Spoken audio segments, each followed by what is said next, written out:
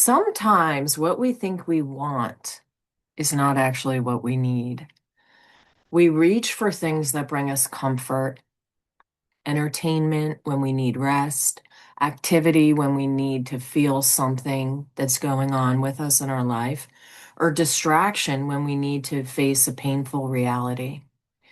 Today's practice is learning to separate the body's need from the story that the mind is telling you. Good morning, I'm Sandy. Take a slow, deep breath in through your nose. Fill your lungs fully and completely. And then exhale, relax, and let it go. And today, notice whether there is anything that you've been craving, avoiding, repeating, or just reaching for automatically.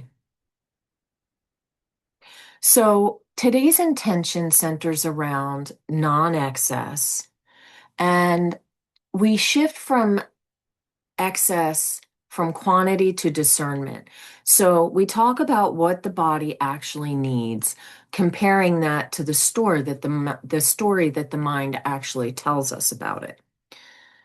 The emotional need can become linked to food, entertainment, a relationship, shopping, or any activity that once accompanied comfort and pleasure. The problem isn't the pleasure itself.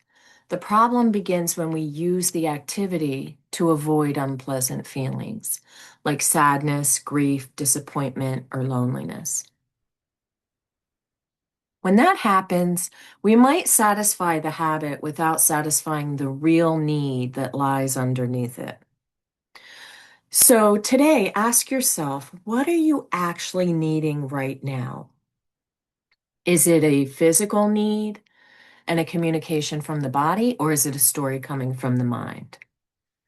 Non-excess asks for discernment, not just restraint.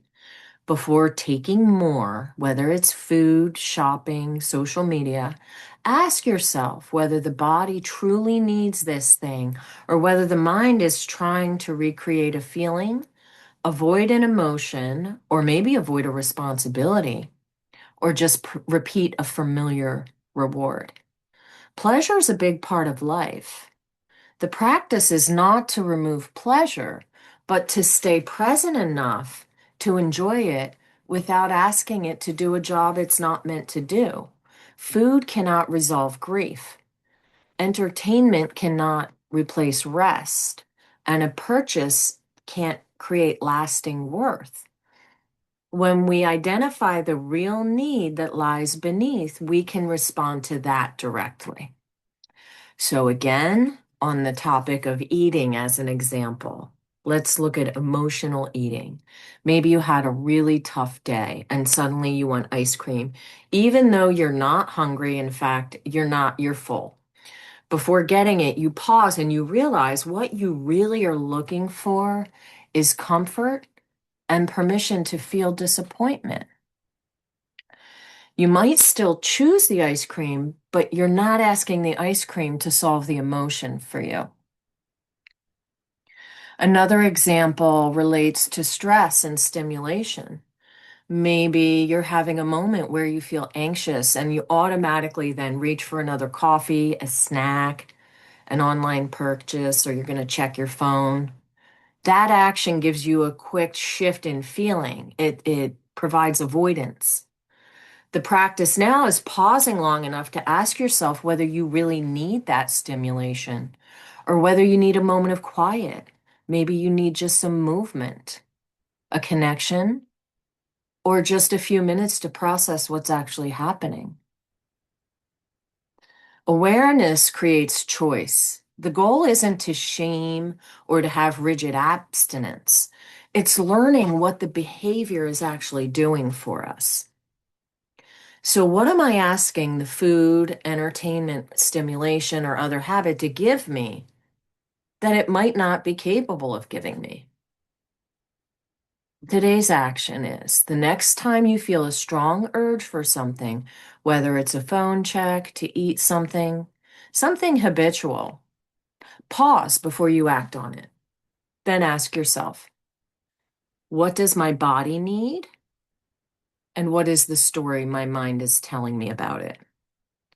If the real need is rest, sadness, or quiet or comfort, right? Address that directly.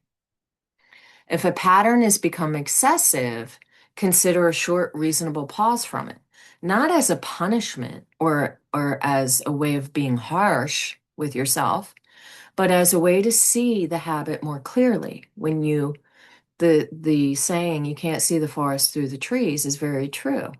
When you're in it, you can't see it. Once you remove yourself from it, create a little bit of space between you and the habit, now you can see it more clearly for what it really is.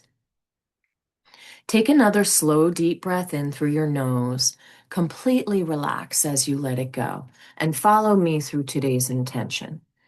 Today, I practice discerning between what I really need and what my mind has learned to reach for. I allow myself to enjoy pleasure without asking it to hide my sadness, soothe my discomfort, or carry me to a point beyond enough. I listen to my body with honesty. I meet my emotions with courage, and I give myself permission to choose rather than react automatically. I protect my energy by responding to the real need beneath the urge. Remember, you might not get to choose everything the day brings your way, but you can choose how you meet it. Thank you for sharing these few moments with me. And until tomorrow, be well and meet your day with purpose. Namaste.